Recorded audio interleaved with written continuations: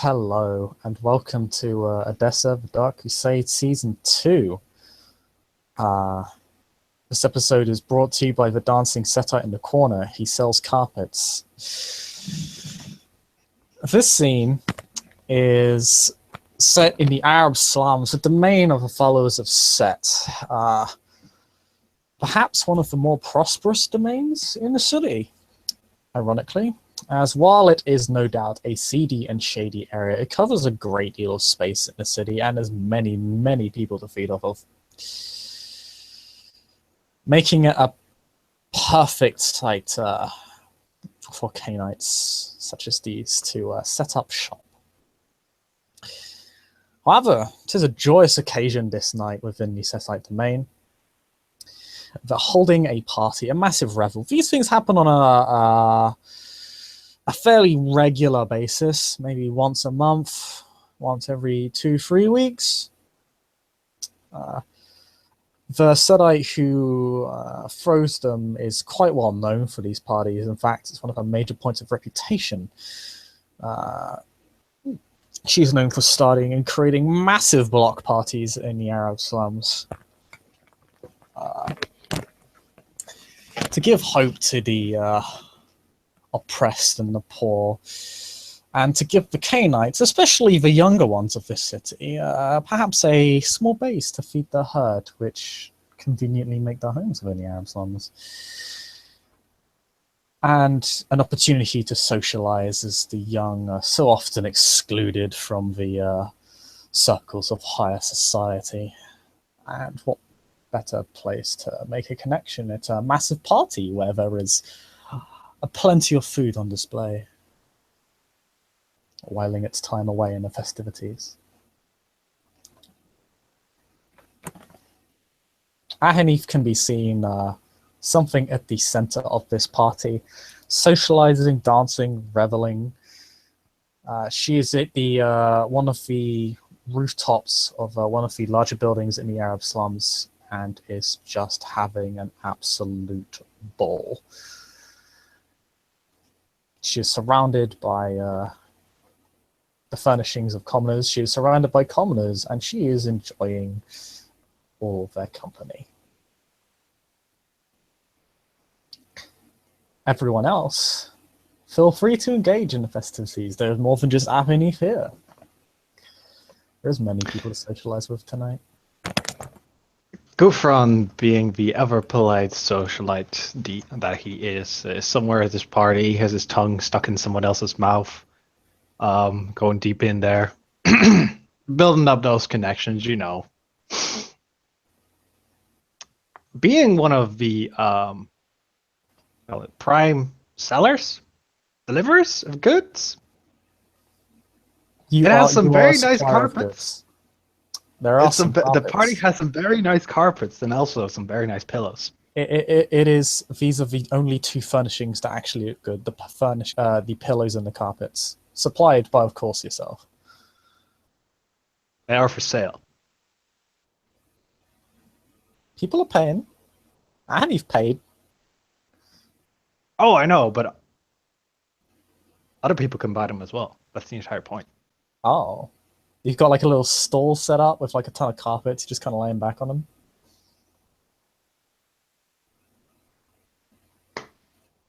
Gotta do something. We'll roll with that.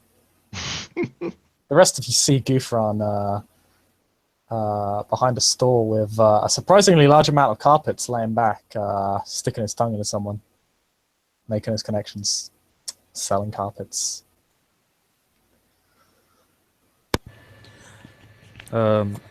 Garland, arriving to the party, not willing to deny free food and drink, has a guitar in his back on a holster, and mainly what he seems to be doing is just more or less people watching. When surfers come by with drinks, he always grabs one since he's still able to consume food somewhat, and drinks whatever flavors of wine they seem to have available, and just see if there's any familiar faces or any faces he should try to talk to, being a newcomer within the city. There's plenty of people to talk to. It's not just commoners here. There are merchants too. There doesn't seem to be anyone like in a particularly noble class, but there's definitely a lot of figures for you to socialize with, human or not. Well, if anything specifically, because my character's always thinking about work up ahead. If there's any people that seem like their hand or gruff from hard labor, I'd like to talk to them, possibly if they are blacksmiths or metal workers. Plenty of them around. Yeah. And I'll focus on one particular fellow that I feel will be able to give me what I need and just come up to him politely. As like goes and kind of pull out my hand, my other hand still holding the holster with the guitar, and goes, "Greetings." It's like, "My name is Cervantes. Pleasure to meet you."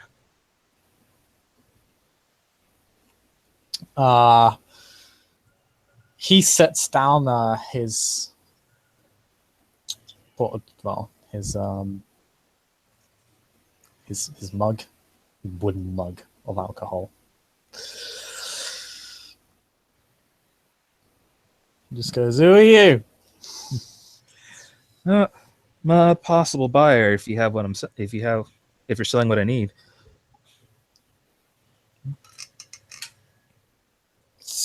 Do I look like him in the store right now? Yeah. I'm here to have a drink and party with these lovely ladies.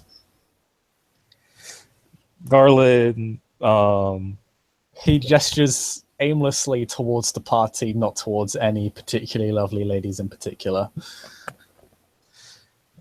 with a honest smile on Garland, goes, "I think somebody needs another drink," and tries to bring over a server and give him another mug. Yes, I need more drinks. Something people don't understand. They're like, oh,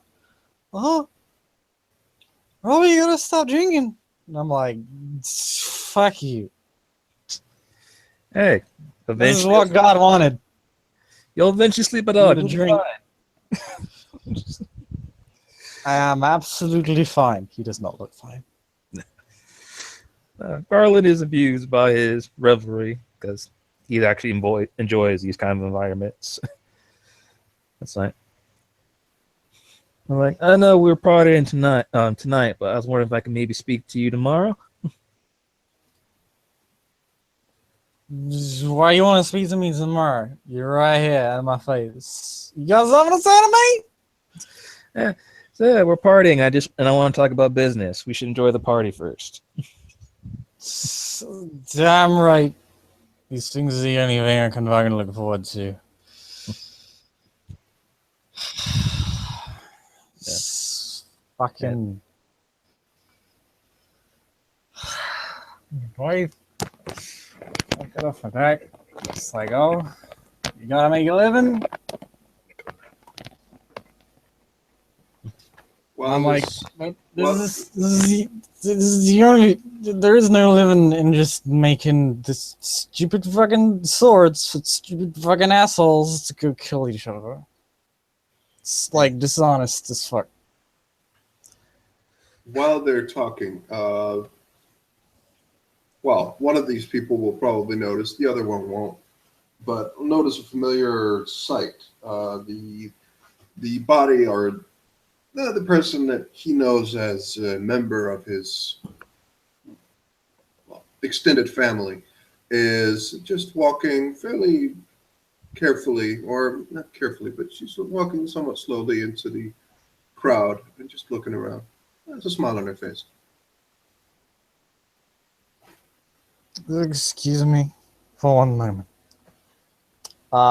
Madeline, you're approached by Of course I am. incredibly drunk man. Garland see that he's going over to Madeline. He's going to quickly kind of slightly tug him to the other direction, like, this is not smart. It's like, hey man, like, I think I saw some lovely ladies. I want to talk to us right over here. Come on. No. I have some favorite friend, Savanta. What's your blacksmith? Forged his sword. And and heads on over to Madeleine. The most beautiful woman at this party, clearly. I can only look in mild horror to Madeline, going, please, thinking in my mind, please don't hurt him. As Madeline sees this clearly inebriated guy, she'll just smile and just say, "Good evening, good sir. I see you are enjoying the festivities." But I am. You look like you could use a little bit more enjoyment if you catch my drift. I am Cervantes, greatest blacksmith of this city. Ah, I see. Yes, Cervantes, he is a single name. Well, I am quite certain that you are good company, but I do prefer my men to be able to speak in complete sentences. Maybe we should meet at another time, a bit more private than this.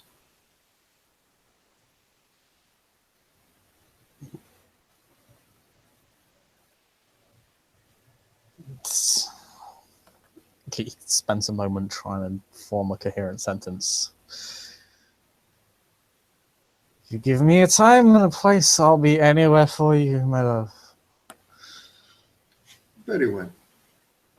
She will just, say, give him a place. And she might actually hint that this place is somewhere they can meet maybe later tonight. There is the most beautiful alleyway back there. I'm gonna go there. I will be with you in but how long? We will see. We will see. An hour, you will make it there. And he will hobble off to this beautiful looking alleyway, which is not beautiful. It's an alleyway. Gerard, you witnessed this horror show. Excuse me? You witnessed this horror show. Gerard is not amused and will make his way through the crowd. Rightfully so. You should not be amused. Yes, never was, never will be. Nah. Drunks. As you make your way through the crowd, you see Madeleine, of course. You recognize her. You see another person almost pleadingly looking at her, who you don't recognize as Cervantes. You see, as you walk through, you see Gouffran behind his stall with many people engaged in many things. In what direction are you heading? He will be heading to the host.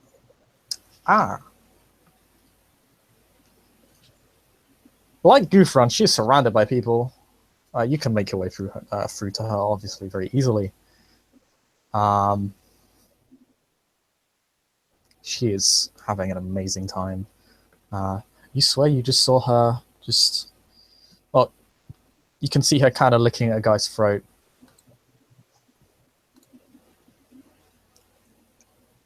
Now you think about it, a lot of her compatriots appear rather dizzy and dazed. Gerard will wait until such a time that she is able to converse. She does not take long feeding off of one of her latest social experiments, and notices you kind of people watching her in particular, and will head on over towards you in a very enthusiastic, ecstatic fashion.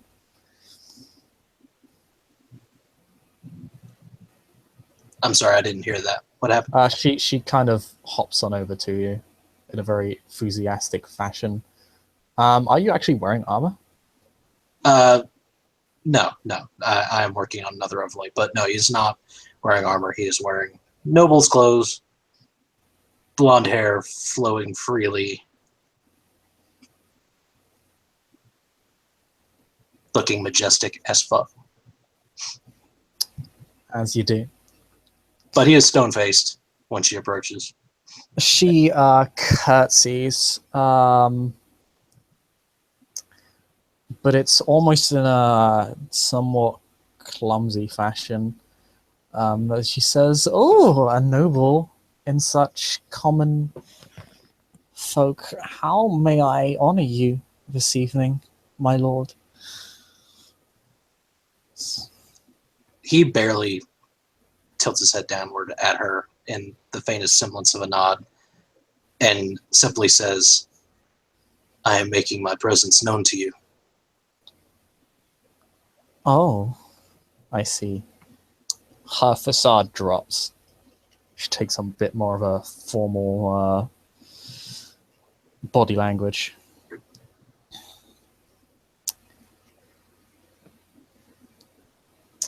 And whose presence is being revealed to me, if I may dare ask, my lord? Gerard II of Tours. She puts a finger, a knuckle to her lips and bites on it a little bit in a somewhat devious fashion.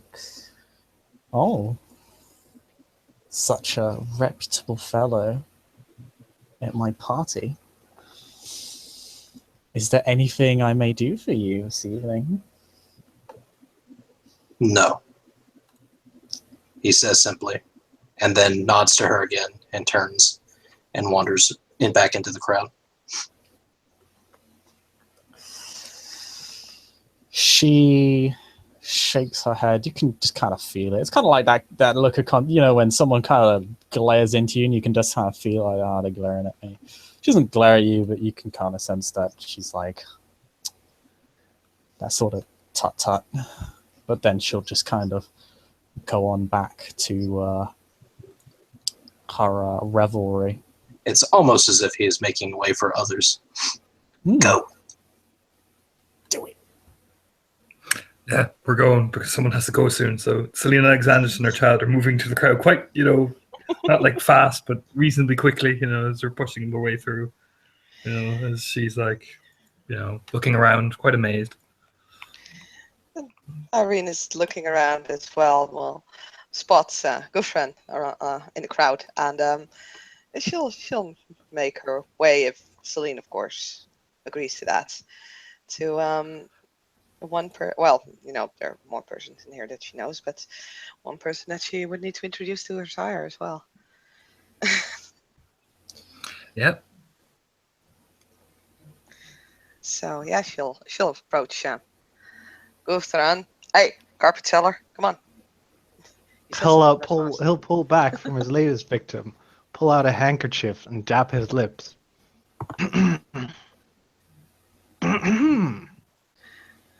She'll smile. Lord Gufran. Irene, such a pleasure to see you again. She'll curtsy. Can I have the pleasure of introducing you to my sire, Lady Celine Alexandros? Of course, Lady Alexandros. And he'll put his right hand over the left side of his chest and make a small bow towards her. I am Gufran Wassem. I am Gufran Wassem of the Followers of Set. She'll smile and return a courtesy. It is good to meet you. She has told me some things about you. You sell carpets, I believe. I do, and I've recently expanded into pillows. Well, she kind of has this I see. She steps forward. Pillows, you say? Indeed.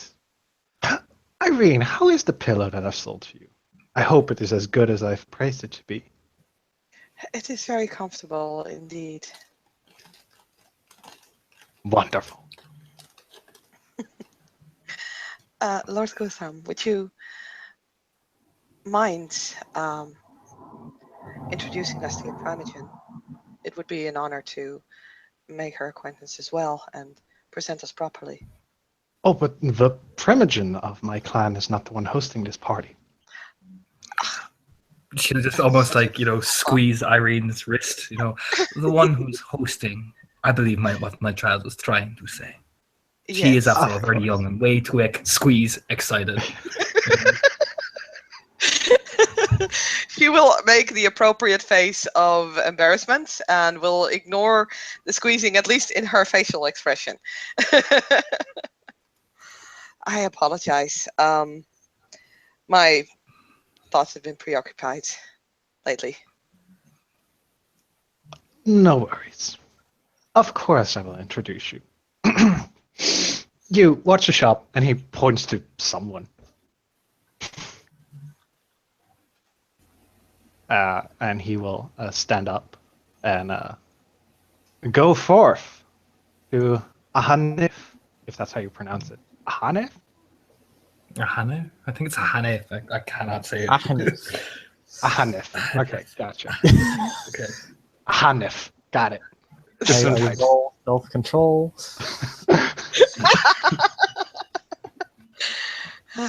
Seeing as how Gerard is walking away from such things, he will pass these three, presumably, and he will briefly make eye contact with the pillow and rug salesman,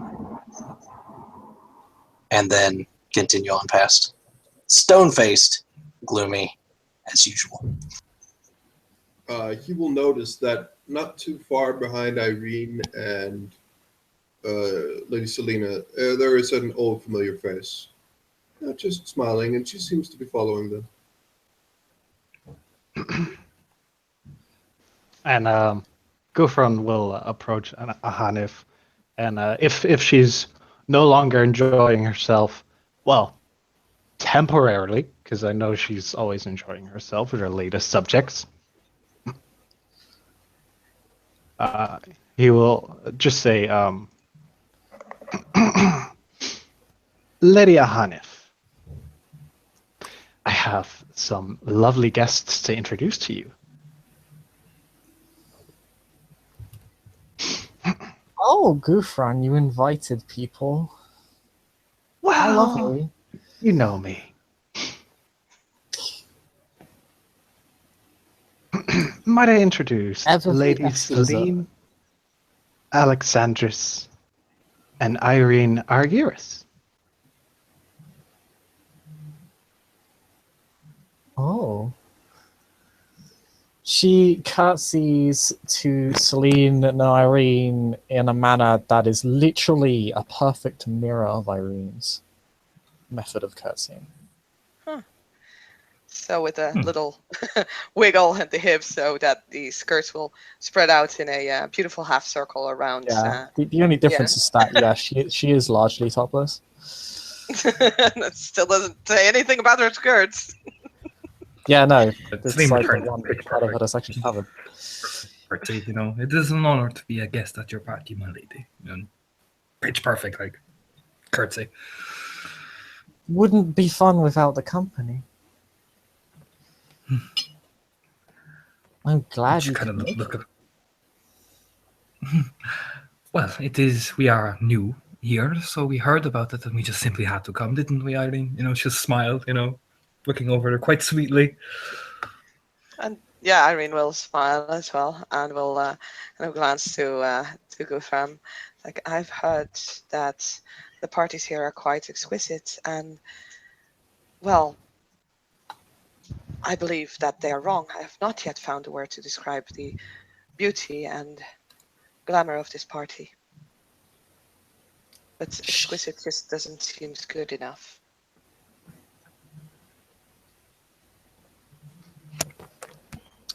You flatter me, my darling. And of course, flattery will get you everywhere. But yes, they are always a fantastic, amazing, the best of the best, and the brightest moment. Apparently Hangouts disagrees with your assertion. Am I cutting in and out? Ahanif, Says, absolutely. And perhaps You have an your absolutely exquisite child, Celine. And she motions with like smile. her finger just swiping across the air. She says, She's a smile. She is from fine stock. She is very, very good. Yes, and she'll also join in the stroking, basically, of Irene's hair, basically. being stroked by like two people now. She will stand perfectly still and will, well, allow that all to happen. A smile, not necessarily frozen on her face, but it's close to getting there. Madeline will just break in and just say, I apologize if I have interrupted something, but. And she just smiles at Irene. You seem to be in very capable and good hands. I would hope so. My hands are most capable. Madeleine, you come again. It has been some time, but yes. I hope you'll enjoy this party as much as the others. You are one of my finest guests. I thank you very much for your generosity and charity of having us here. So many would have us be apart. There is no reason for such things.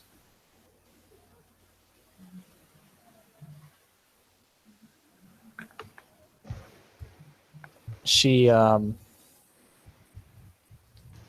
nods slowly, with a large smile on her face.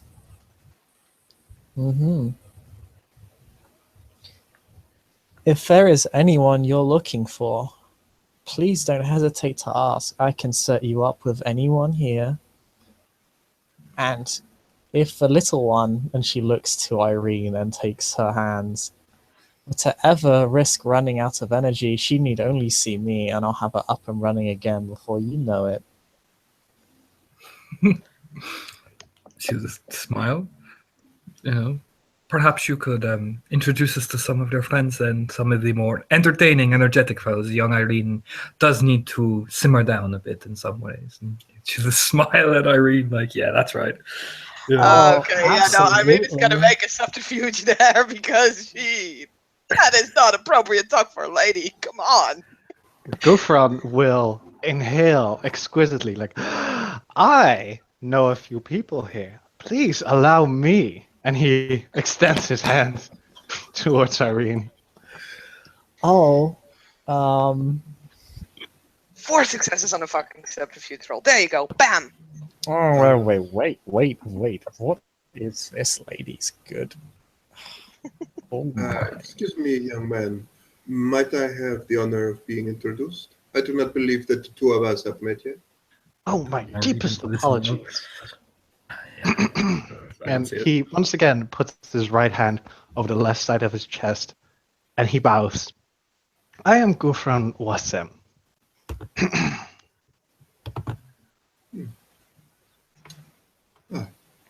It's a very good thing to meet you. I am Sister Madeleine. I have been in this city, well, I have been away for some time, but now I have returned. You are a part of this, of our host's family, I suppose. Indeed. Very well. It's a very good pleasure to meet you. Oh, and please, to make sure that Irene gets home safely. Safety is always my number Safely. one concern. That is good to hear. Safety in business, safety in dealings, of course. And he like rubs his hands together with that fake merchant smile that everybody knows so well. Yeah, Literally used car salesman of the Dark Ages. Celine is probably doing the same merchant smile. You know, like, yes, I understand what this man is saying. You know, I resonate with this very well. You know. Irene is has a very polite smile on her face, and is not showing what she is thinking like that right now. She is looking up at Celine, just kind of waiting for basically what she says that she should do Well, at this point have fun. because Have fun, but do not have too much fun. And remember, he is a very good salesman by the looks of him. And she'll smile over at Gouffon with a smile, very polite. I've had the pleasure of being introduced to Lord Guthrum, and I have had the pleasure of visiting his shop actually. So I have heard his sales speech, and they are very good. Oh, flattering. Well, do not refuse a gentleman's wish to escort you around the party, dear Irene. Oh, Of course. then, my lady, if I may escort you.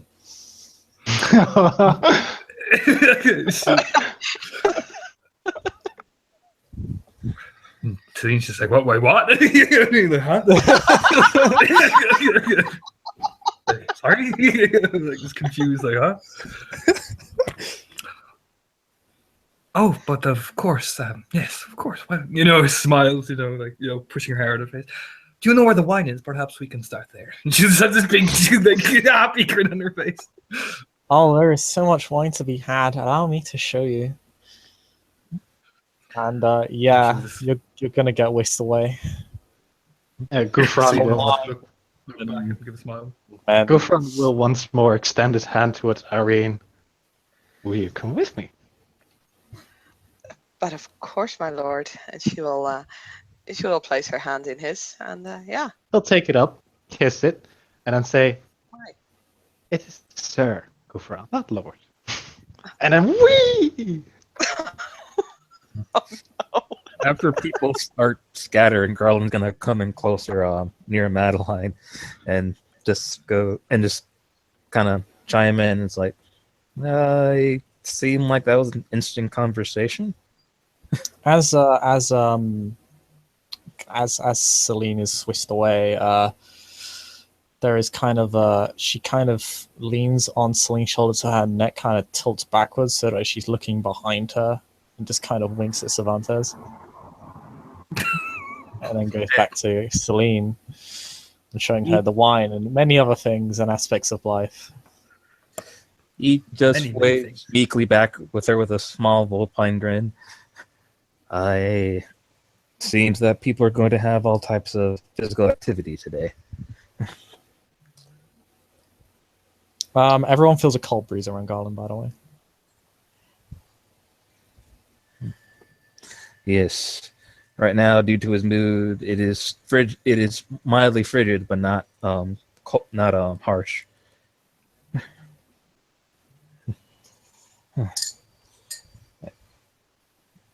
But he'll look over to Madeline and go, "Do you go to these parties often?" When I have the time, yes. Hmm. It is always good to, have the context, the contact with the locals. Yeah. It's like, I'm going to assume that the woman that was topless might have been our host or just somebody important. She is indeed the host.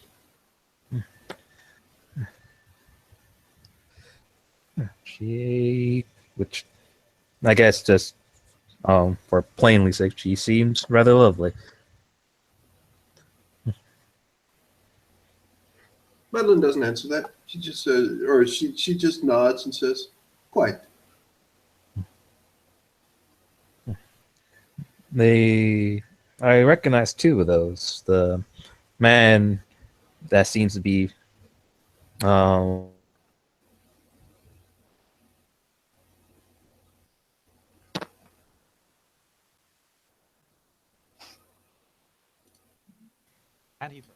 And he's back.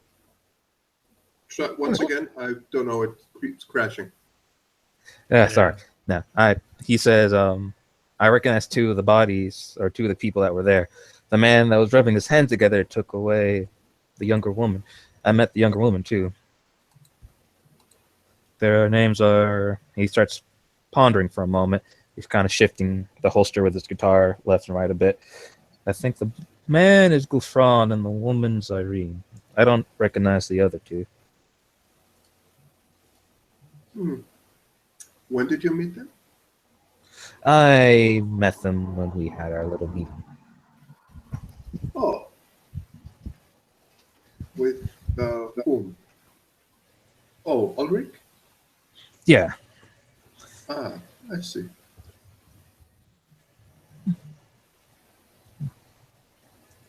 I hope you have, well, elated his, what shall we say, intense or incensed humors since last time. I don't know. I haven't talked to him again since that last time. Well, that is probably for the best. I agree with you. Remember my little task for you. Yeah, I did a little bit of research, but I don't think it might be appropriate to talk about it right now like that. That is quite under. All right, merely mention them. Oh, why are you here? I'd never pass up free food and drink, and I enjoy the atmosphere of happy people. Though, I just hope these people aren't being persuaded into something unsavory later on. Madeline just turns to you, looks you dead in the eyes, and just gives you a long look as she just looks at you. She just gets in close and she just whispers to you, "You do know who is hosting this party, yes?"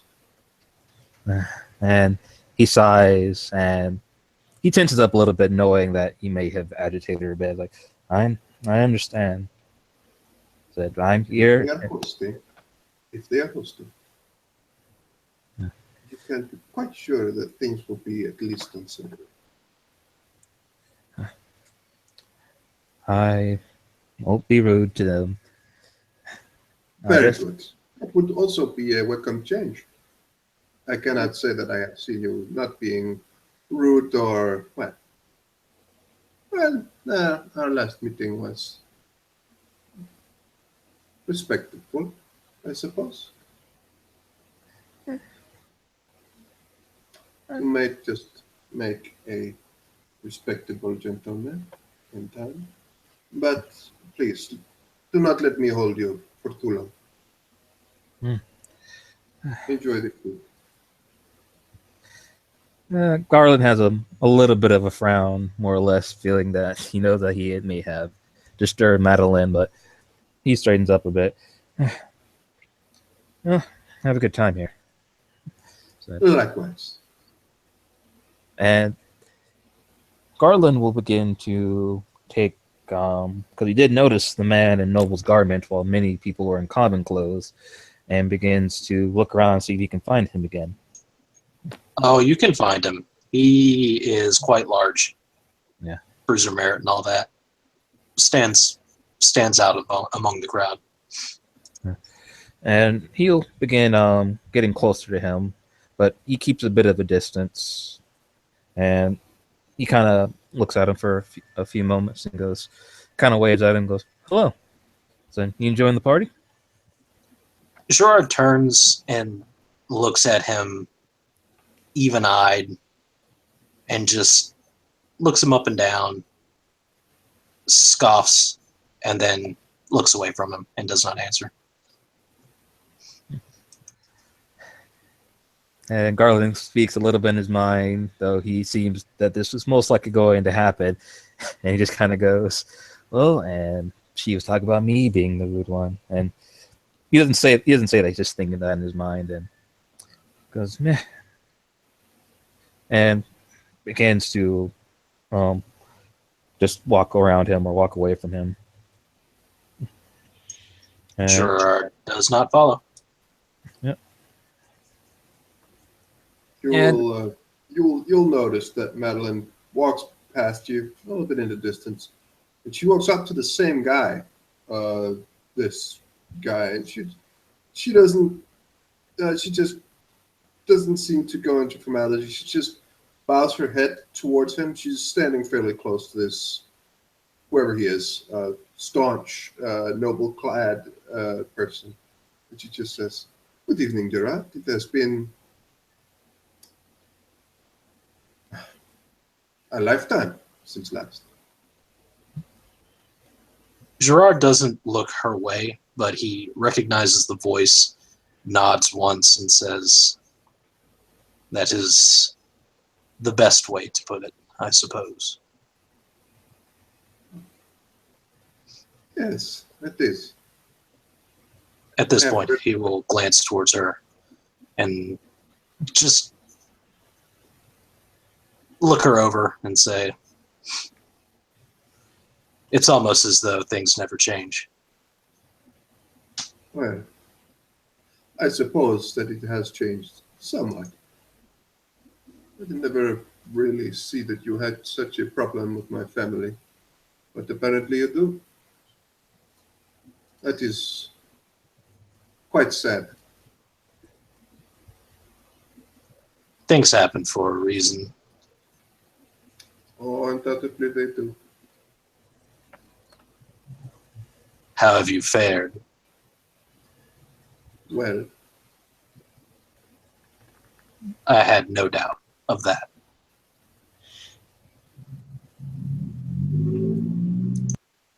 you have done well for yourself, I hope. Well, please enjoy the party, and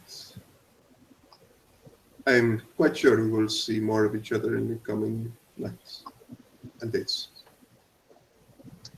Gerard, at this point, for the first time since apparently arriving, will crack something of a sidelong grin, maybe a little, I don't know, ominously, and then says, "Of that, I have no doubt." Madeline seems to just smile and walk off, or walk into more of the crowd.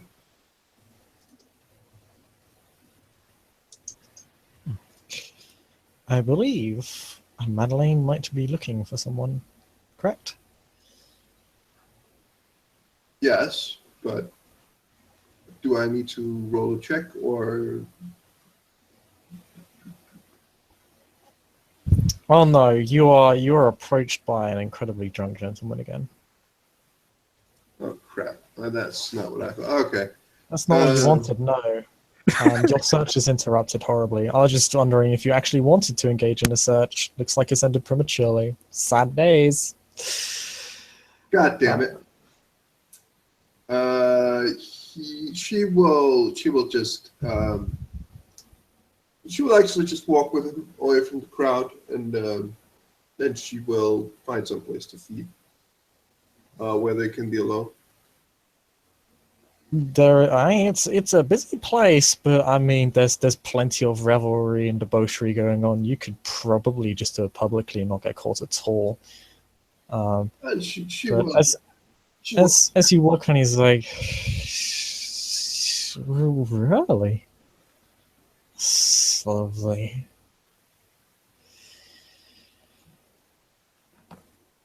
How's the night fed you, dear mistress?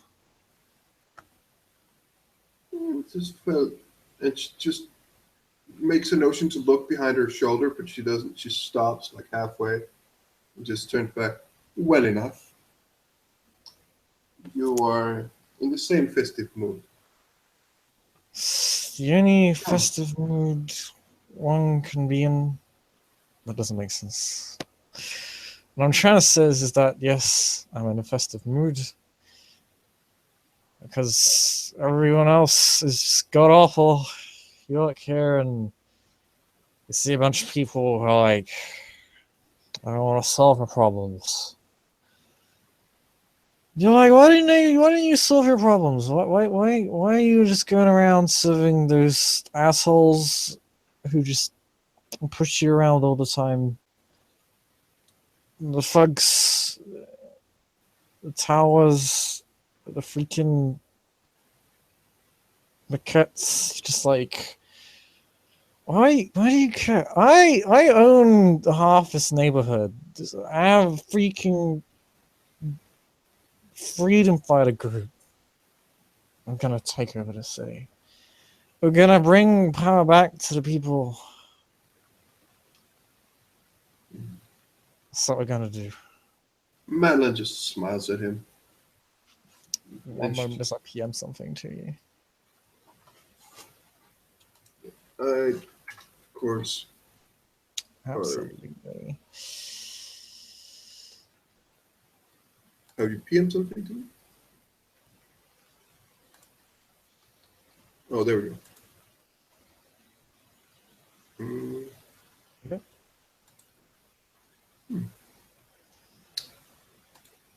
When? And she'll get closer to him and just put one hand on his hip and one hand on his chin and just say, well, let us join the festivities, shall we not? And she will find like a bench or some place they can sit or lie down, and she will feed from him. He's having the time of his life. And she'll feed just 1 point from him. And she will spend some time. I don't know if we want to do this in another scene or because this could get, well. Where are you taking him? Where are you she going? is right there, but the discussion or things you might want to question him about. But then again, it's probably not going to come out in this setting because he's drunk as shit. I mean, he's gonna remain drunk until the morning when he heads home. Yeah. Okay. Well, Madeline will keep him company for the moment, and they will probably somehow she'll ask where she can meet him in one of the coming nights or days. I'd best maybe shop in the city.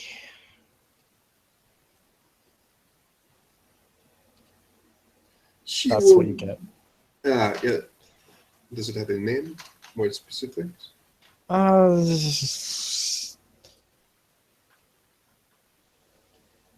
wanted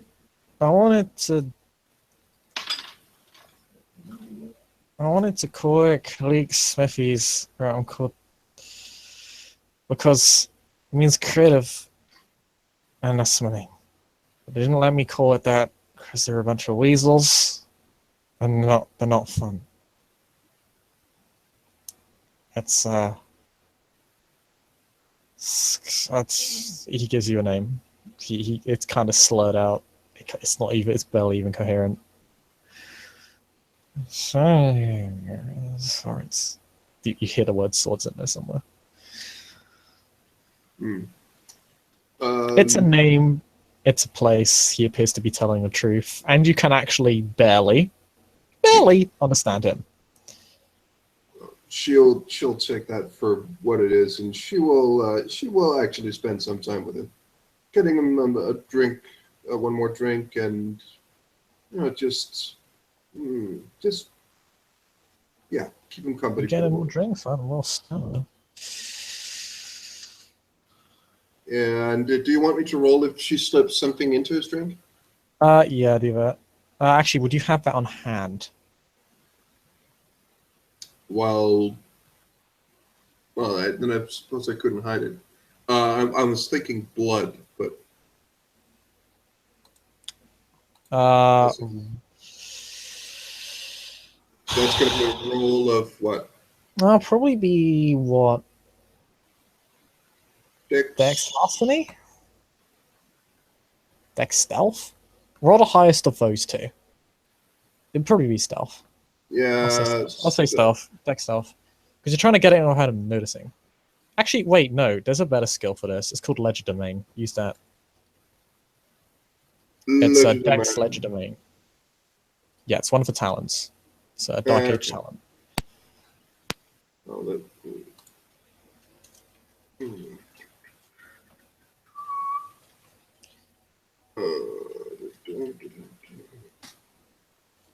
depending, wow. I got one success. Okay. I'll be rolling diff 8 because he's drunk as fuck.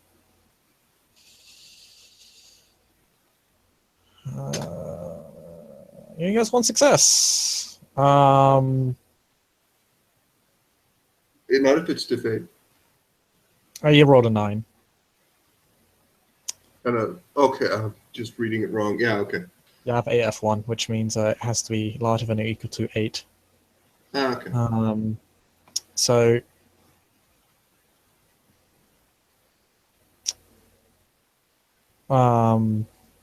actually, you know what will make it interesting? You slip in some blood, and you think it largely goes unnoticed. But then he just goes, "What's that?" And she will drink from it, and just she will drink from the cup herself. I believe it is wine. Do you have deceptive eating? The what? Do you have a deceptive eating merit? Yes. Okay, you're good. It tastes like wine. It smells like wine, and it's quite good. Yeah, it should be. She passes it to him, but It's the best wine in this goddamn city. I don't know where they get this stuff. And then he drinks. He drinks from it.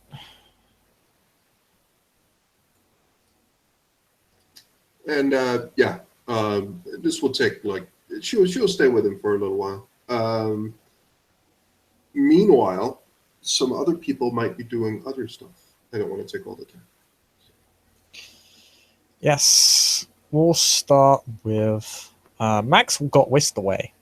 Well, no, Max whisked someone else away. With someone else away. I'm showing someone the world. You're showing someone the world. The world is set. I mean, what? You do not have a magic carpet. Celine got you. whisked away. So we'll go for we'll go for people who were not immediately whisked away. So Ventes and Gerard. Both of you are ignoring each other. I was actually planning more or less to somewhat pass the time, and Steve, I might get a few coin, play my guitar at the party. Loot. Yes, loot. Make me a charisma performance. Okie dokie. Do you have a specialty in loots? I'll go check for you. No, I do not, because I only have one dot in performance. You get a specialty. Oh no! As soon as you take a first dot input. When you take a dot in performance, you have you must take a specialty in it. It's your area of expertise, not your specialty. Okay, it's not. Yeah, it's your area of expertise. So it would be loot, presumably. Yeah. Or string instruments, for that matter. String instrument would be better. Yeah, string instrument. So I'll say yeah. So okay, yeah, that's Yep, just roll those dice. I am still tuning it. Man, there are a lot of people at this revelry. There are a lot of performers.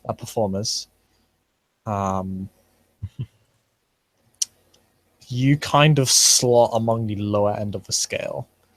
Yeah. You are largely being ignored. A lot of people are just engaging in whatever debauchery strikes them. Other people are drinking. Other people are buying carpets. Other people are paying other performers. You are not making a lot of money here. You get a couple odd coins here and there, but you are this is a bad night for you in terms of money making, which is kind of significant considering how many people are here. Yeah, that does not bode well for you. I am very stymied in my craft right now, and I'm going to make myself practice throughout the night. It is likely the cold air just surrounding you. You can tell like some people just look uncomfortable being near you, and that is not helping at all. I am used to that. Unfortunately, being used to it does not make you money. No, it doesn't. I'll just say Gerard may continue to witness this horror show. But if while that's happening, may both Gerard and Cervantes please make me a perception alertness check. Yields. I'm sorry, what happened? I was AFK. Cervantes and Gerard are making a perception alertness check. Oh, okay. Standard both. I just heard something about horrors, so I thought. I got 2. Unless for some reason this involves feeling something in the air because I have acute senses touch. I have 2. Okay. Gerard, you notice at first. Cervantes, it just catches you. It just catches the corner of your eye. You don't have the best angle on this. You see about 2 or 3 people just kind of drop off into an alleyway. There's plenty of alleyways here, but what these people seem to be doing is there's a part that's just sectioned off. This relates to the building that Ahanif was on top of. People can only walk through 2 entrances, the back and the front. These people seem to have ducked into an alleyway and to be seem to be climbing into the cellar area. Gerard will follow. They are carrying something with them, but it's hard to tell. Most people aren't paying them much mind, thinking they're probably merchants or, I mean, it's not like there aren't pickpockets here. Okay. Like I said, if they dip off into a cellar, Gerard's going to go in after them.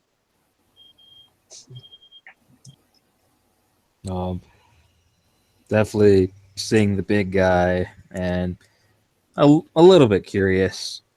Garland would try to more or less shadow in that direction.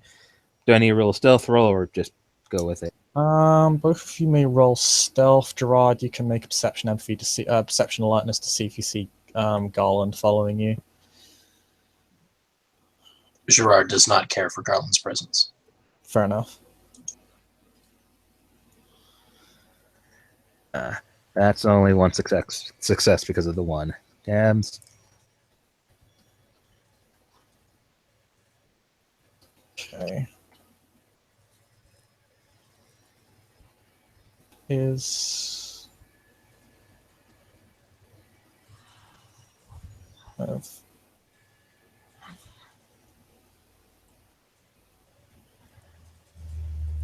just need your stealth check, Gerard.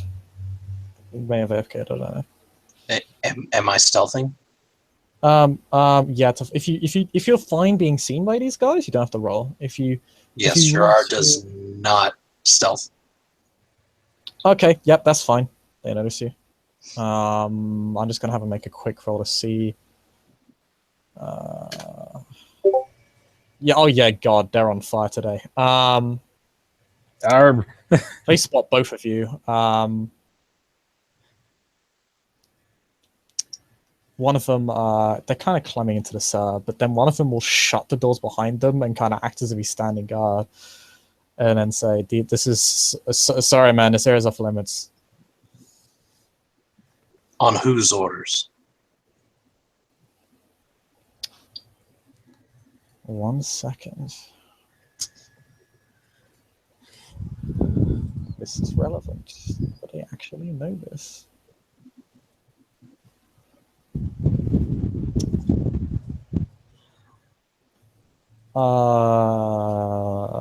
Ahanus. I can't even get the name right.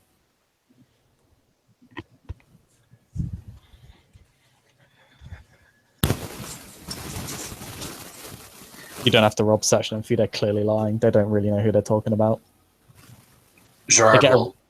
Okay, go ahead. They say Ahanif instead of Ahanif. Gerard tilts his They head can't even get her name right. and then says, "If you would please, remove yourself from my sight."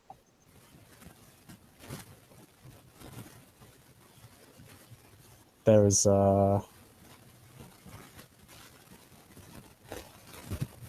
a bit of shifty eye with him. He sees Garland, well, kind of shadowing you, but not really. He sees Garland trying to be sneaky, and then he says, "Well, hey, who the fuck is that?" And then he kind of actually takes a step forward, not towards you, but to your side. If you want to try and get past him, you can at this point. But he seems to be kind of between Garland and the cellar at this point. But he seems to be trying to keep his eye on both of you. And you can see his hand on his sword at this point. Hey, yo, get out of here! What? Huh? What?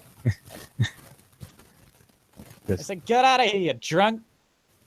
Hey, I'm totally not drunk. I'm mildly inebriated. There's a difference. You're drunk, get the fuck out of here. Yeah. And it's like, I know what I'm not wanted. And he'll go past the corner. He will bow to Gerard greatly and will just say, "Look, my lord, I'm really sorry, but no one's allowed to be here." I asked you nicely to remove yourself from my presence. Do not force me.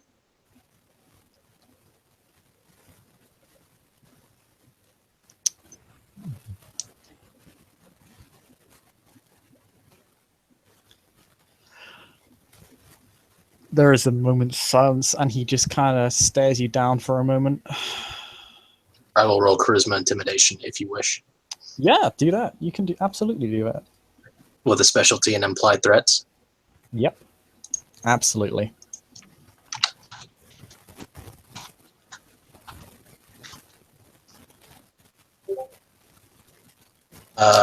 Three successes.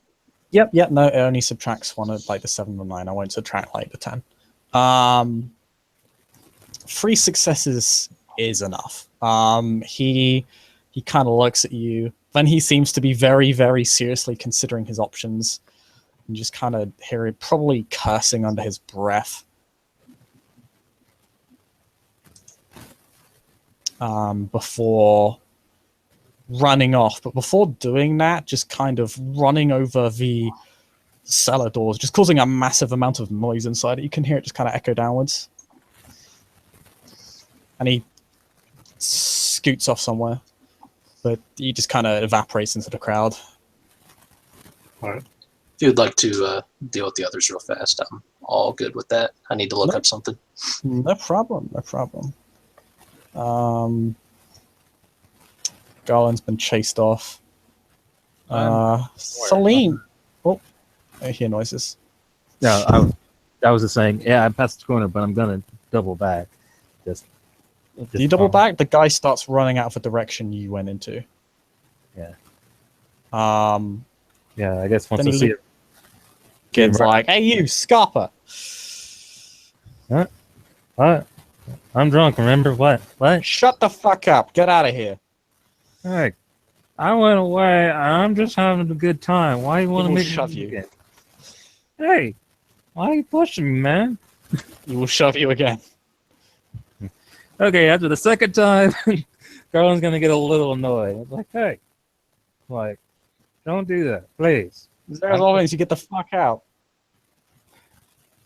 And it's like, I don't see you moving.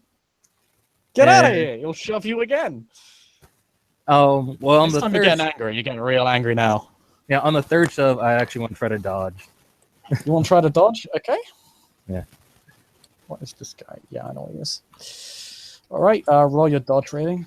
Roll your Dex Athletics plus your celerity. Hey, it's 3 successes. That is not bad. Oh, not bad. You do dodge.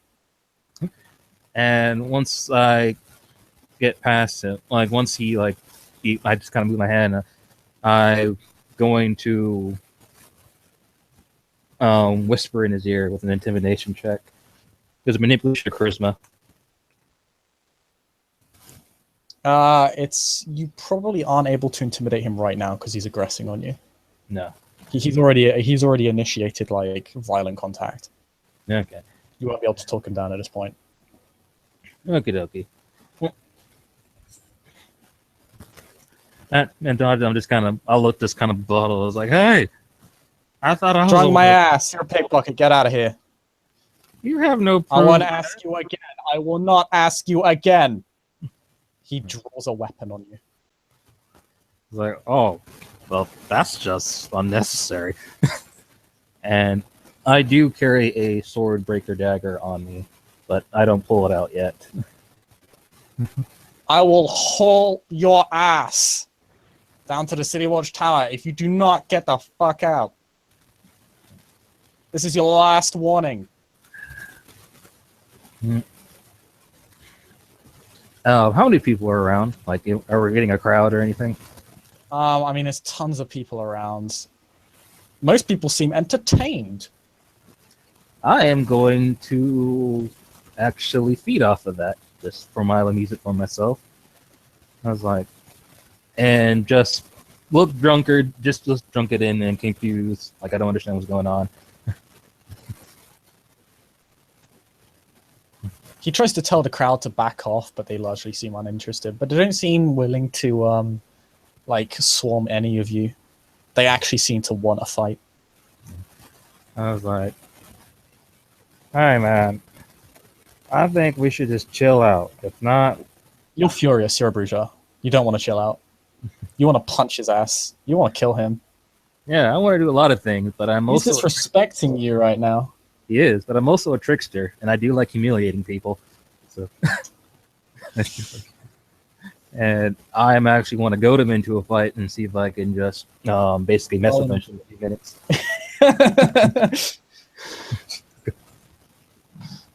So I'm just being obstinate at this point and see if he's actually willing to strike me.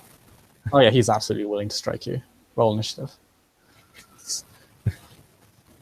Right. Right. Dum dum. Yeah, he would have that, and okay. Oh god. That means I'm at 13. He would have why -1 because he is wearing a level 1 armor. So, you're at 13. You go first. All right. What do you do? I am just gonna wait, but I'm getting my dagger ready to parry, and Achieving your weapon takes a full action. all right. Then, unfortunately, because there is a crowd, I would use celerity. So maybe at this point, though ambidextrous wouldn't give me any other actions. Just allows me to use both my hands. It just allows you to use both your hands without penalty. Yeah. Yeah. And actually, at this point, I'm just going, because I'm also a Spaniard, I kind of wave my hands and I kind of go and bring it for like, Toro, come on. Just. We're going to goad him further? Okay. Yeah. He will hit you. He will smash your head in with the hilt of his sword. I'm going to dodge. Okay. That is your action for this turn. Yes, it is. He will take a melee action. I dodge him. Yes, you do. And Next turn, what do? You are still unarmed, good sir. Yeah. He kind of swings that, his sword at you. Well, he kind of like tries to bash you with the hilt of his sword, but it kind of just falls short as he kind of just quickly, swiftly back away. after I dodged his first slash, they're like, "Hey, I thought you were trying to hit me." He will hit you again.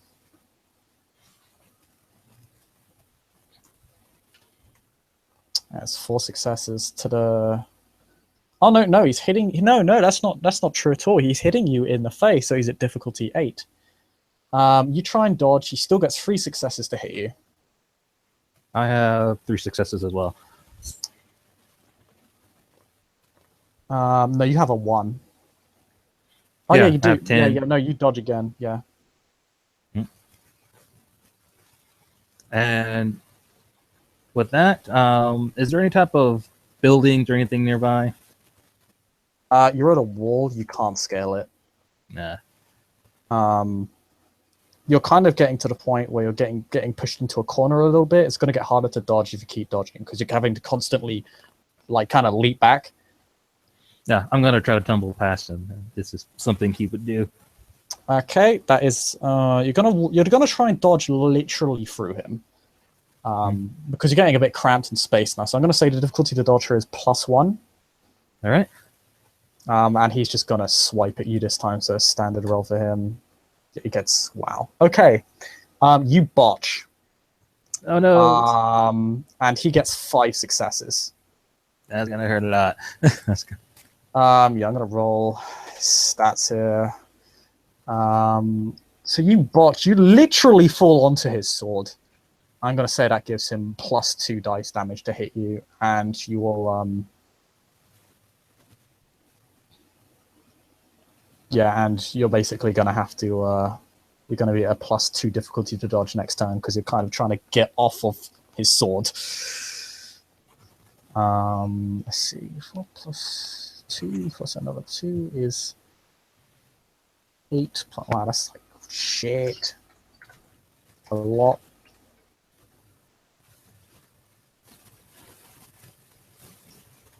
Take 5 lethal. Please roll to soak. Can I soak lethal? I'm not really wearing the armor. Brujar, yeah, you're a vampire. You can soak lethal. Okay.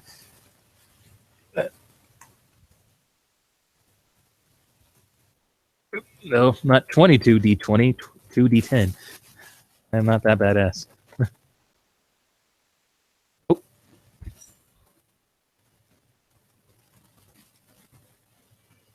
I don't take it like a champ.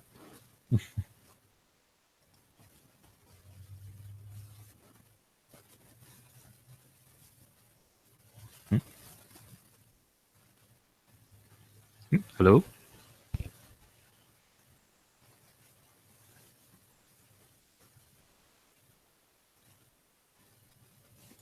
I can hear you, but I don't know if Chris maybe. Yep, I'm here again. Sorry. Yeah, I didn't soak any of it, so that really You didn't hurt. soak any of it. Okay, you feel his sword cut cleanly across your open wound, causing it to just burst open, sending you tumbling towards the ground. That's what you fucking get. And the crowd roars in approval. Okay. Well, Gerard is going to come up from behind. You're coming with me. And he will, what he'll do, as you're coming up behind, just begins kind of trying. And he's gone. This is my time to escape, run!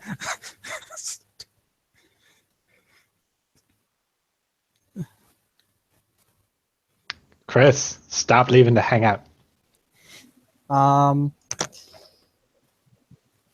What happens is so you're behind him. He's just like making kind of a vain attempt to bandage the wound, but we should keep in mind it's not actually bleeding.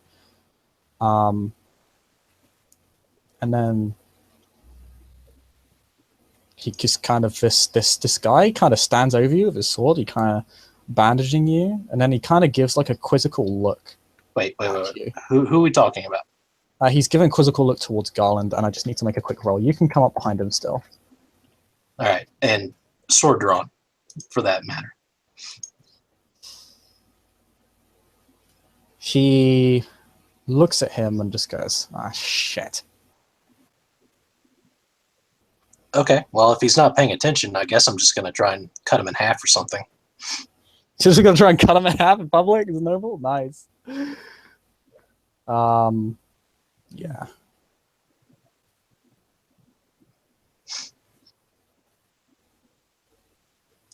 Make your roll, good sir. All right. We'll just treat this as a standard sneak attack. So just you get a free attack roll this time. Okay. Dex. He's not Melee. expecting this at all.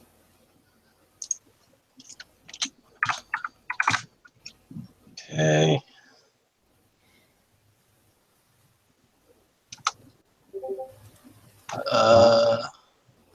You do hit him. 2 successes. 2 successes because of 10. Okay, yep, roll your damage. I will roll his soak. I'm doing lethal to him.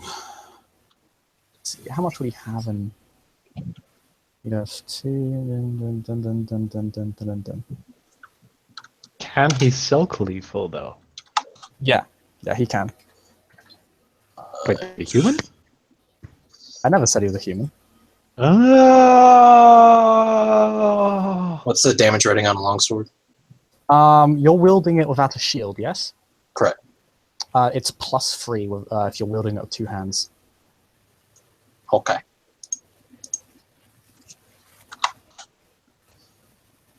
I'm just trying to examine this, guys. 1, 2, 3, 4.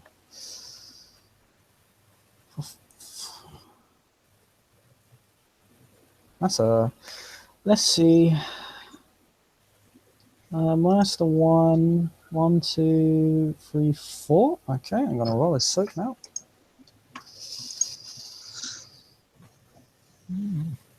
Oh, that's 9. You smash him. You smash him hard. Almost as hard as like Garland got smashed, but not quite, but almost. Your sword cleanly cuts through his armor, and he has a rather nasty-looking cut on his back, kind of garnering the approval of the crowd again. And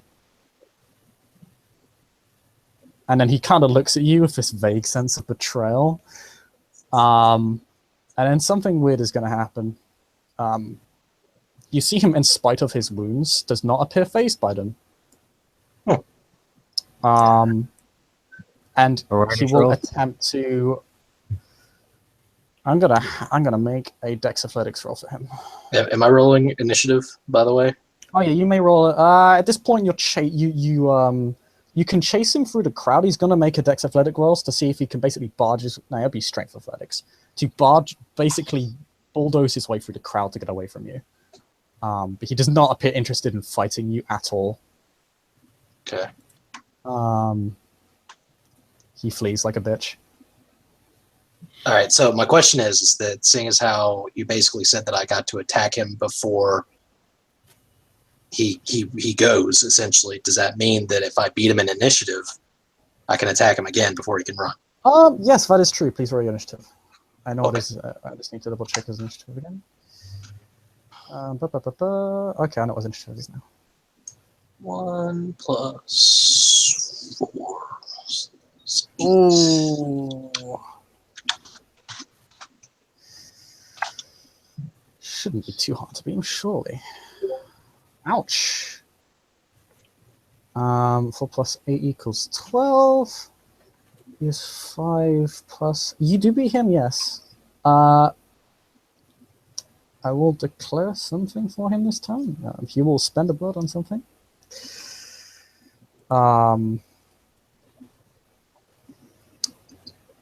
Please, yeah, you may make an attack again. Okay. Because he's attempting to get away from you this time, he cannot dodge. That's his action. All right. Ouch. Okay, you get one success. You may roll your damage. I'm gonna roll it soak.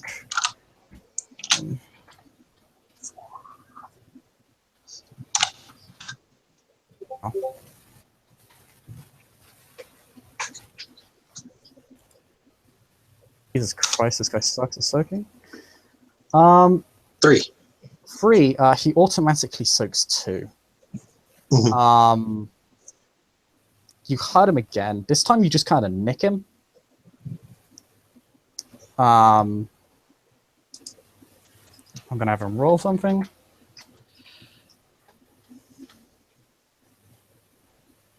Oh yeah, man. Yeah. You nick him, and you see that you kind of it's kind of hard for the crowd to see, because you can't just get a straight blow on him, and the crowd is you're hitting him, but his back is to the crowd. You nick him on the chest, and you see the wound knit as soon as you hit it, as soon as you make the strike.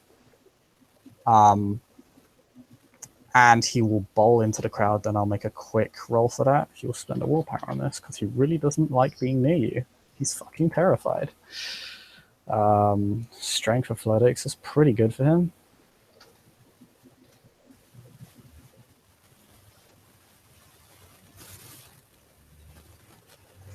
So that might actually be his highest dice roll. Two successes. He manages to get surprisingly far into the crowd. It actually causes the crowd to panic because the guy with a sword is running at them, which kind of gets them scattered a little bit. All right, so with him running, Gerard will just sheath his blade. Yeah, the crowd kind of begins scattering, and you see Ahaneve kind of just look with her eyebrow. She kind of has an eyebrow raised. She kind of looks a bit concerned from the roof of the building. This seems to have attracted her attention, but she doesn't seem to be coming down. She just appears to be observing what's going on. CC at the center of it. Can I react to this?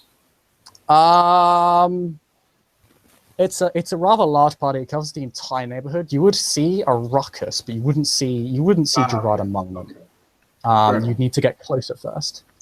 Garland, you absolutely see what's going on. You also notice this man just kind of probably saved your ass. Yeah, I'm aware of that. I have the equivalency, almost like a Rick and Mortis grin on his face, and he's weakly gets up. No, to that point, as I was about to finish, I got cut off for a second. Oh yeah, no problem. Before he can get up, Gerard is going to look down at Garland and then plant a boot on his face and just curb stomp him. You want to roll for that? Yeah.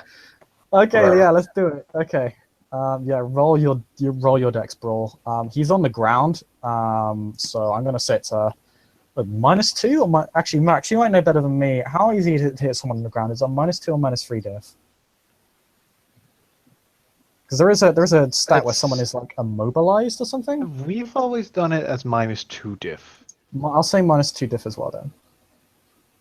They're on the ground. That he's effectively stunned. Like he can't maneuver out of the way. He's kind of fucked.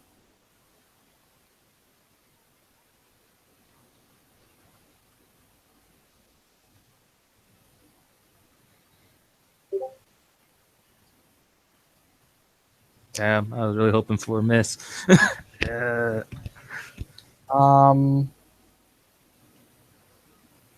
Do you want to roll for damage? Or Yep. Just math? Yep. Roll. It'll be bashing damage. It just says bashing damage. Okay. Yeah, you're basically stamping on him. So that's 1, 2, 3, 4. Yeah, it's 5 successes. So you get +4 to your damage roll. Okay, it's just like 1 base damage plus strength. Yeah, I believe a kicking actually is actually +1 diff. So you still have the 5 successes because it would still 5 is still inappropriate. It's the minimum success. FYI, Madeline is going to check out what the ruckus is about. Oh yeah, no, you can spend this turn. You're walking towards it, or running, whatever you prefer. I'm just talking about like weapon damage. This is like Yeah, just roll your strength +1 +4. got it.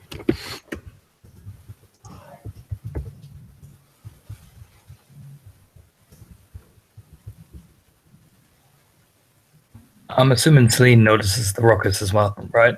From where I am. You've been whisked away by Ahanif. She has actually been drawn away from you in spite of the absolute revelry you've been in. Oh, okay. Fair enough. In reveling in many ways. Yes. Gerard inflicts no damage because clearly he's not that much of an asshole, right? Yeah, I mean, yeah, you're just trying to look intimidating and like look superior and shit. At this point, I would be inclined to ask for a self-control rec from Garland, because you're getting the shit kicked out of you. Yeah, like, you get a brief reprieve. Like you look like you're just gonna you can finally get up. You can just leave. You can just leave. Like someone opened up your permanent wound. Like that hurts, and it slowly bleed. This is actually the one part of your body that does bleed a little bit. You're in a lot of pain, and then the guy that saves you just kicks your ass to the ground and plants his boot on your face. May I use a willpower? Because I know this is an intense You're a situation. bruiser. You can't spend willpower for frenzy checks. Yeah, Roll me self-control diff 8. I did. I rolled all 2s. You frenzy. Oh, balls.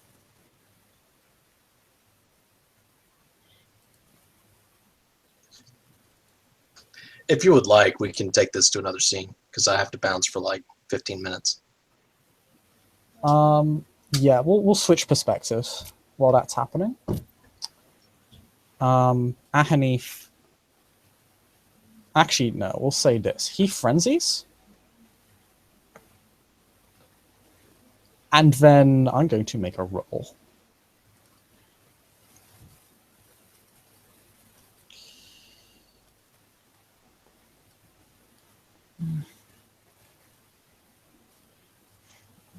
Because the crowd at this point is dispersing.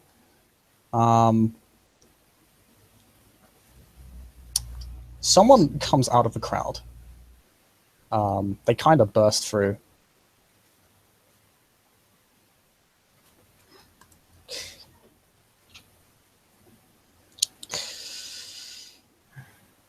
Very, very... actually, you could probably tell his skin, despite its... despite his African complexion, is rather pale for that complexion. You see him burst through, and you just see him literally just the frenzying Bruja and just hold him down. If you still got your boot in your face, in his face, he won't hold him by the face, but he will probably assist you in just like slamming his foot onto him.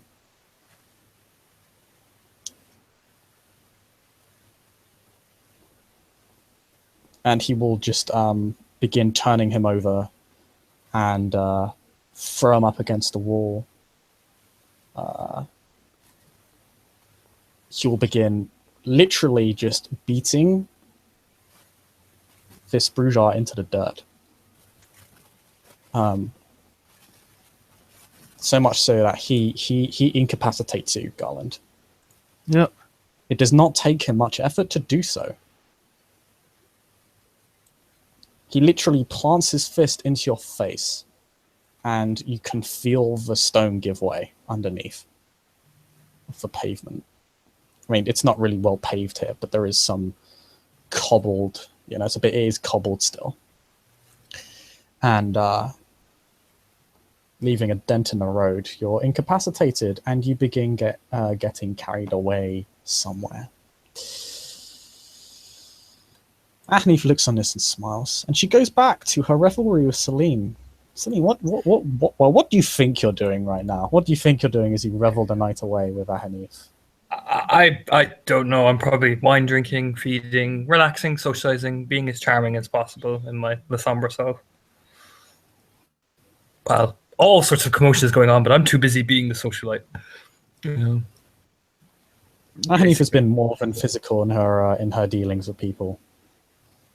Oh, in that Jesus. sort of way. I would join to a point. However, she would keep it very dignified and respectful because I'm not that particularly reverent. Really, this is dignified and respectful. Are you sure? I mean, it can be. Actually, that's not fair. It's respectful. It's definitely consenting. It's certainly not dignified. No. Yeah, she tried to keep some composure to it. She just wouldn't let herself completely lose her shit. At some point, Ahanif is actually biting into you just to simulate the kiss upon both of you. Oh, oh my! Yes. She partakes in most of it. She's well experienced. She's been to Setite party. She knows the score at this stage. Nice. Roll me self-control, please, to not lose yourself to the kiss. Yes. I think it's a diff 8 roll, even for supernaturals. Humans can't even resist it. I don't think I get it. I only got 7, so... Oh, man. This is... Like, combined with the wine... What did they put in this wine, you wonder? Because it is the best you've ever tasted. Mm-hmm. Mm-hmm. I'm wondering. Yeah. And you just completely lose yourself in a revelry. All of it, every ounce, every pleasure divulged, absolutely everything. You're only vaguely conscious of what you're doing at this point, but you enjoy every second of it.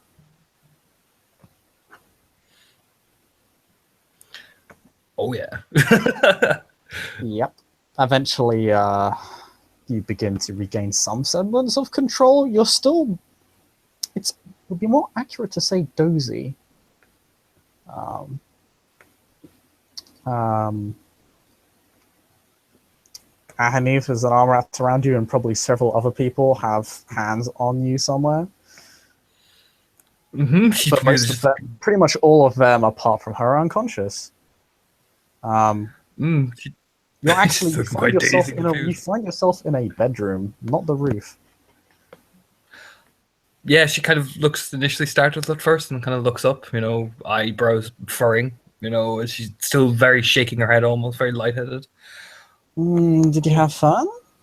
That was an experience one does not often get very often. And he just looks around. That was phenomenal, to say the least, my lady. She just nods, like you're shaking her head slowly, trying to judge where she is. I love making people on the Road of Kings make road checks. That's a road check, I'm assuming. Let's see. What is your road rating, sorry? I will double check. Yeah, I believe it is 6. Yes, it's 6. Oh, you're absolutely fine. You don't care. You had the time of your life. Yay! Yeah. You are, yeah, no, you actually enjoyed yourself a lot, and there's nothing to be ashamed of there at all. She'll just get up. She'll actually probably get up and plant her one big, dirty, sloppy kiss, basically. That was quite the entertaining evening you have given me, with a smile and a wink.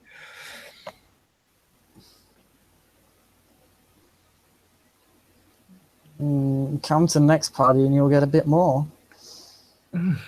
Perhaps we can socialize a bit more if you would be so inclined. It has been too long since someone knows the particulars of how to make someone happy.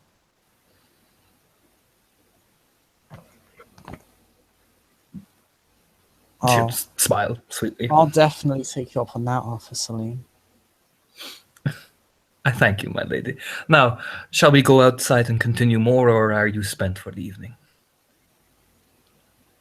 She kind of asks, she looks at you as if, like, you think I'm spent, lol.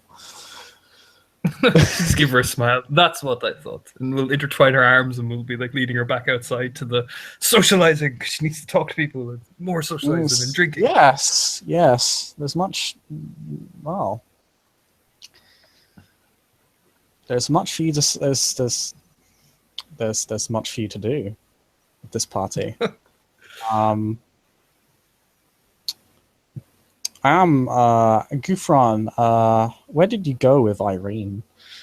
What were you doing with Irene? You're showing her the world. That's what you were doing. That's what I remember. Now. I am indeed. Showing her the world. There's much to drink and much to look at. There's a whole lot to drink, and if Irene was here, we could role play that out, but she's not, so... Yep, that's fine. Eventually, Irene has to go on her separate ways, and you try and drag her back. She is inebriated. That we did agree on. She finds herself inebriated from the intoxicated blood of those around her. She eventually finds her way either back to her sire or back to her haven. It's been a night for her. She definitely, I think, would be be happy to say she enjoyed herself in your company, but that's for her to decide in a future scene. Madeleine, you're heading towards Gerard. He's AFK. Garland, you wake up in a cell. You don't know how much time has passed.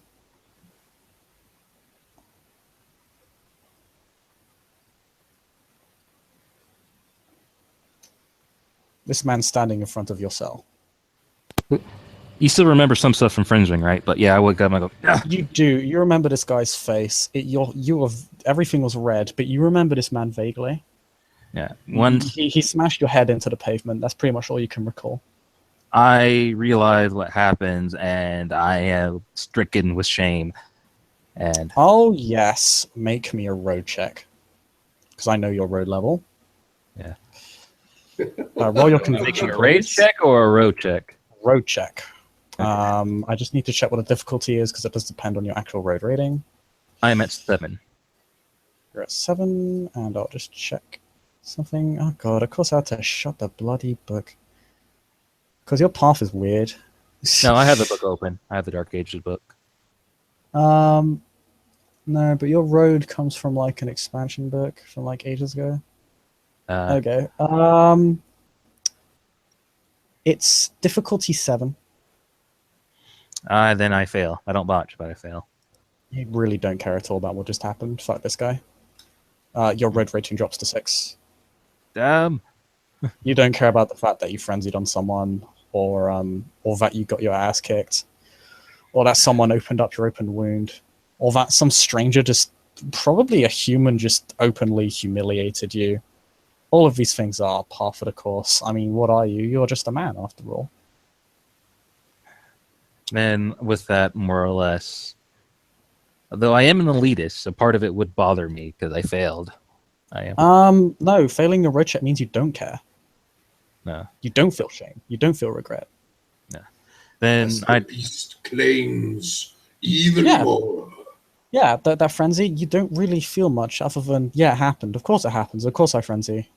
Of course I'm going to be beaten at some point. Like, you know, I'm only one person. I can only do so much. You try to justify it to yourself. The last thing you feel is guilt or regret about the issue. All right. The main thing I guess Garland would think about is like I need to get better, but I don't feel the amount of shame that I would normally would. But I see the guy that smashed my face in, and I say in a mild voice, "Thanks. What are you doing in our domain? I was here for the party." And what about our party implies a frenzy? We can be pretty revelrous, but we don't frenzy on people. He slashed my chest open, and I got my face stomped in. You were in a place you weren't supposed to be, friend. I watched. We don't have a lot of rules here. The other one, he's going to get it too. But I don't have time for him right now. But I got plenty of time for you. That you do, which is, you're right. Who was that asshole you're following? You mean the really big guy that had the mask on the whole entire time? Not. Ponce with blonde hair. I don't really know the guy. But he. So you're a pickpocket then? No, I was curious and following. I didn't steal anything today. Today, huh? So you expect me to believe you just followed some guy down to a restricted area for no other reason than to sate your own curiosity? Is that it? That it is. And I have no reason to lie. I have plenty of reason to lie. You're in a cell. And Garland actually slightly chuckles at that. You think this is funny? No, I think this is a little bit embarrassing. It is. Yes. I'm normally better than this. Who are you? And he looks over to him and he kind of wipes himself a bit and stands up and gets into a straighter posture. I am Garland Cervantes I am a new arrival to Odessa. I am looking to gain my fame and fortune here. What's your plan? I am that of Clan Bruja. The sheriff will hear about this. Oh. Yes, he will. Or he can. Or he can pay me a boon for the effort. It depends on the level of the boon. Major, I'm saving your ass from the sheriff's claws. Can I at least know the possible usage? Ha! No. This is a major boon. I can do whatever the fuck I want. You drive a hard bargain. You- Yeah, I do. You're in a cell. I kicked your ass. You can't threaten me. I'm not trying to threaten anybody. What I'm saying is that you don't have any leverage. No, I don't. You're a pretty simple fellow, aren't you? I prefer simple things. It makes it easier to do my task. Does the beast come across as simple to you? Because you seem to like indulge in it. No, I don't typically indulge in the beast. I'm normally really good at taming it. Just not today. And Garland does he still have his things on him, or is he completely bare? Because he's just looking for a coin in his pocket. You have no weapons. You see your coin. You shift through your pockets and you can't find anything, and then he just kind of analyzes you for a second, then gives a bit of a lopsided grin, and then just flips your coin back into his hand. Looking for that? Yeah, it's like, do me a favor, heads or tails. You're not in position to ask for favors, mate. I was going to use the coin to make my decision whether or not I'll let the sheriff beat the living shit at me and possibly stake me to the sun, or give you a major boon. Wait. What did I miss? This is not taking place in the open. This man has carried Garland off to a cell. You don't know where. You're still wherever you were. But yeah, you saw this guy just literally turn Garland's face into paste. He just smashed him into the pavement, incapacitating him. Then he just walked off with him. You actually know this guy. You've heard of him. He's a Setite. So he's basically enforcing the rules of his domain. Okay.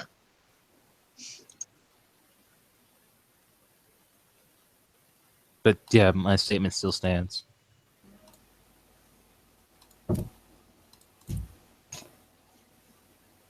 He kind of just like snorts at you. I think this is a game. Huh? I'm enforcing the rules of my domain. Our domain. Ain't mine. Belongs to the Primogen. I sure should be awfully curious to see why an asshole just frenzied in front of a whole crowd of people. Good thing me and that other guy were there to clean up the mess, otherwise he'd be charged with breaking a sixth as well. They've gotten stricter on that lately. I have enough problems as it is. Okay.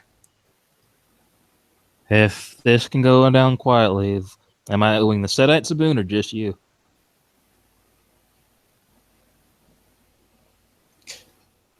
You owe me the boon, mate. Then if I'm just the one for leverage to turn you in. So either I turn you in, or you come work for me now.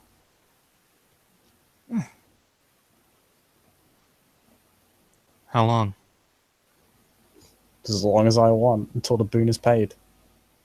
Boons don't boons don't get paid off in like yearly installments. How old are you?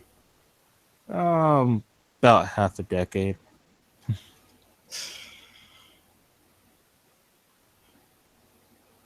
The period gets shorter every fucking century, doesn't it? You should still know how boons work. I do know how boons work, but They're paid off when a sufficient deed covers the cost. They're not paid off with time. Well, some people have established times. Like I said, my sires taught me different things. But You want to establish a time? You tell me the time.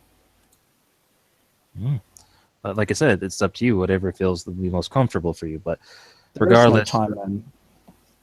Because that'd be stupid. Why would I give you a time? I'm just adding another way you can weasel your way out of debt. Why Makes would no I? fucking sense. Why would I weasel out of debt? I owe you. It's true you're under the kings. You definitely feel obliged to pay your debt to him, if you were to accept. I am more than obliged to pay my debts because I try to not owe anything unless I have to. You think this is not owing anything unless you have to? You could have just not confronted the asshole with a sword. Heck, normally I can take care of myself better. Not today. How you survive past your first month is beyond me. You talk about your sorrow a lot. I bet he coddled you. I want. Fucking cat in a ball of yarn. I won't deny my sorry treating nicely, but I wouldn't say he coddled me. But What was your name again? Cervantes? that's my family name. My first name's Garland. Alright, Cervantes. By the time this night is over, I'm gonna know everything about you, where you've been, where you've come from, who you are, why you're here, and you're gonna owe me a boon. Or I can turn you into the sheriff. It's your choice. I'm okay with your demands. I'm more than willing to do that. Alright. I'll make sure the local authorities know that. You're free to go, and he will unlock the door for you and flip your coin through the bars. And you don't have to roll a catch; you just catch it. I nod my head gratefully. Thank you. You contest this, and he steps in front of you. You contest this, and you will not see the next fucking sun. Sorry, next fucking night. I don't plan to test this. I plan to make this a learning experience. I am young. Scumbag. That is the attitude I want to hear, friend. He pats you on the shoulder, and his hand is heavy. It reminds you of when Ulrich just flipped that table, just by slamming his fist on it. I have a mild vulpine grin to him. I don't think I got your name. You don't need to know my name, friend. And the smile gets a bit bigger than that. It's like I think hopefully we can get along well, and I can learn much from you. I'm sure you will. Gives you a big wolfish grin, pats you on the shoulder once more, leads you up to the exit, and then just violently, with one hand, shoves you on the back, sending you kind of flying a few feet forward out of the building. He says, "I don't fuck up again." Yes, sir. As I kind of barely land to a safe distance, saying, kind of my mind's like, this is getting complicated really fast. It's like I owe a boon to a Setite now, and I know what the Setites like to do. That's why he's so happy to do this. You kind of you feel a little bit weaker in yourself. There's something about you before that has happened over the past couple of nights. You almost feel like you're spiraling in a way. It's not just a debt, something else. You feel that kind of anger in your chest. It's a lot stronger than it was before. Yeah, realizing that I'll need to go back through the practices my sire did and try to get this under control again. And begin walking back to my domain, or haven. So we leave Garland. Madeleine, you're making your way over to Gerard.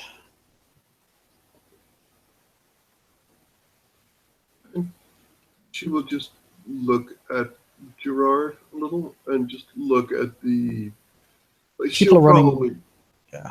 Sorry. catch on the fact that it's been a fight of some kind. Yeah, people are running the opposite direction. You see blood on the ground. Well, making friends once more, we'll say. It Once, comes. Gerard. It comes so easily. Who was And- the? After he says that, he will turn and head back into the alley, but pause for a second and just sort of gesture with his head. Madeline will just have a polite smile on her face, and she will come with him and just look at him and just. It will be like 2 or 3 seconds before she'll say, "What's the other participant?" Did she ask who the other participant was? Yes, or who was the victim, or yeah. Gerard just shrugs and says, "Some whelp." He wasn't the only one. And then Gerard will gesture to the basement. Cellar doors, rather. You realize that this is not my domain or your domain, yes? Gerard shrugs and then throws open the cellar doors. This If he man proceeds in appears out of there, nowhere. Madeline will just shake her head and just leave. Actually, no, not this man. Sorry, I have the wrong overlay.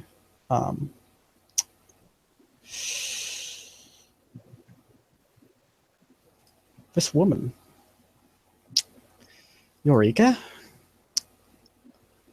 And what have you got to be doing? That's right in the middle of a restricted area. She gives you a flat face. Was it one of the other people that I saw go in the alley? No, she is. You know this woman as again. Both of you recognize this woman as one of the local Setites. Madeline is gone. She hasn't followed Gerard. Oh, she doesn't follow Gerard. I say Nope. Gerard. She's leaving. My bad. She just shook her head and just left. Visetta is now looking at Gerard. Then Gerard will just give her an even gaze and tilt his head and say, "My mistake."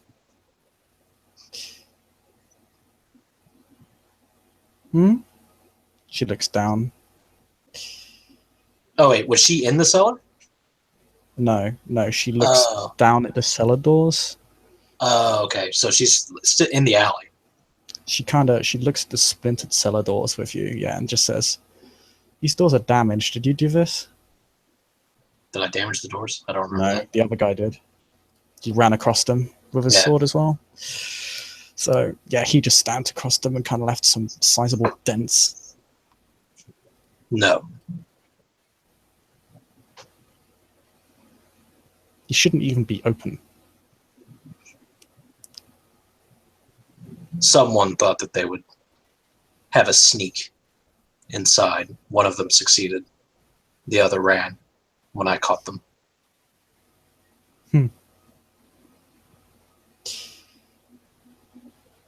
So, Gerard gestures towards the cellar. Feel free to go investigate that at your leisure. I will. Thanks for informing me about this. We'll remember that. Gerard tilts his head and in one of those, like, tips his head, rather, and then turns and heads back out into the main area. As you head back out into the main area, she'll enter the cellar. Afterwards, you see her leaving with a body in tow. Well, it appears to be a body. It's wrapped completely.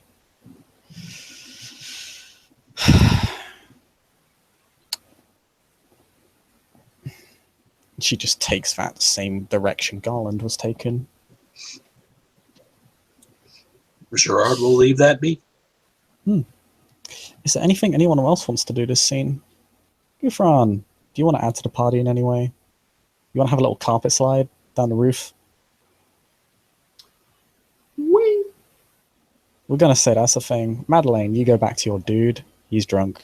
Really drunk. You take him someplace. You want to meet him somewhere. Selena's Yeah, busy. yeah. See, So Selena's busy, quote, socializing. Yeah, socializing. And I think with that,